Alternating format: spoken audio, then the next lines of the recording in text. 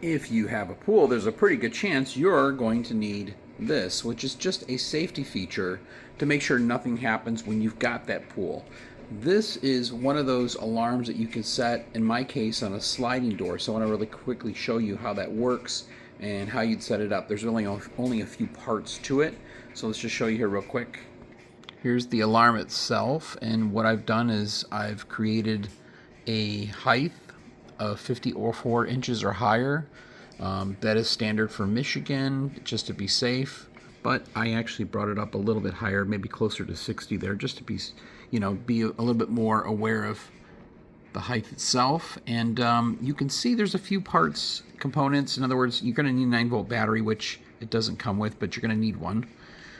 This right here is going to be one of your alarms. You can see here, I've affixated here on the door, part of the door that doesn't move, right? So this is going to be the static part, and then this comes with it. And on the back end, you can peel it off, but you're actually going to have a sticky adhesive part here. So when you open up the door, like so, and they disattach because they are magnets, the alarm will go off. Again, I don't have it in here right now, and I'm going to show you how it actually works. Okay, so now we have the battery in, and what we're going to do is just go ahead and put that on the inside here. Alright, so I just took this off the wall to make it easier. But the plastic piece goes over the top that the battery goes into. So once the battery's up in there, you put this plastic piece back on, and we're going to go ahead and put it back on the wall.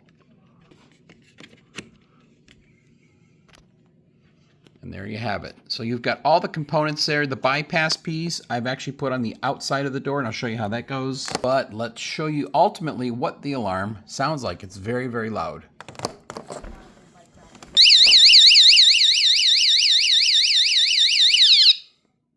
So as soon as that opens, the alarm goes off. But let's show you the bypass piece.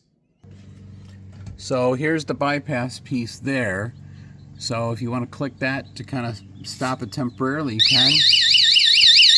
Once again, this is just a quick review, and this is for Techko, and this is an alarm that I highly recommend.